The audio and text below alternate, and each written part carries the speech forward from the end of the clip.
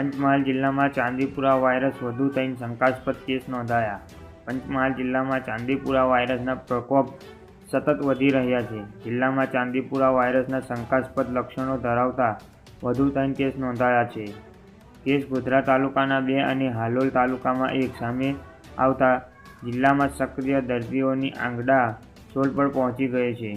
પંચમહાલ જિલ્લામાં ચાંદીપુરા વાયરસનો પ્રકોપ સતત વધી રહ્યો છે, જેમાં ગોધરા તાલુકાના વિઝોલ ગામની પાયલ ચેતન ભરવાડ ઉંમર 9 માસ અને હાલોલ કંજરી ગામના 3 વર્ષીય બાળક શંકાસ્પદ ચાંદીપુરા વાયરસ લક્ષણો જોવા જણાયા હતા. ગોધરા તાલુકાના 2 બાળકોને સારવાર માટે ગોધરા સિવિલ હોસ્પિટલ ચાલી રહી છે, જ્યારે કંજરી ગામના 3 વર્ષીય બાળકની તબીબી નાજુક જણાતા તેને તાત્કાલિક વધુ સારવાર માટે વડોદરા એસઓજીમાં ખસેડવામાં આવ્યા છે. જિલ્લા આરોગ્ય અધિકારીના જણાવ્યા મુજબ હાલમાં હોસ્પિટલમાં દાખલ તમામ બાળકોની સ્થિતિ સ્થિર છે અને તબીબી ટીમ સતત દેખરેખ રાખી રહી છે. આમ પંચમહાલ જિલ્લામાં ચાંદીપુરા વાયરસના કુલ 16 જેટલા કેસ નોંધવામાં પામી છે. 4 બાળકો,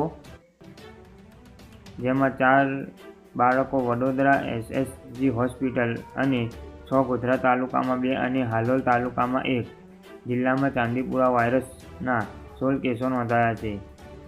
12 દર્દીઓ ગોધરા સિવિલમાં સારવાર હેઠળ જિલ્લા આરોગ્ય વિભાગ દ્વારા જે ગામમાં કેસ નોંધાય છે ત્યાં આરોગ્ય ટીમ દ્વારા સઘન સર્વેલન્સ હાથ ધરવામાં આવ્યું છે.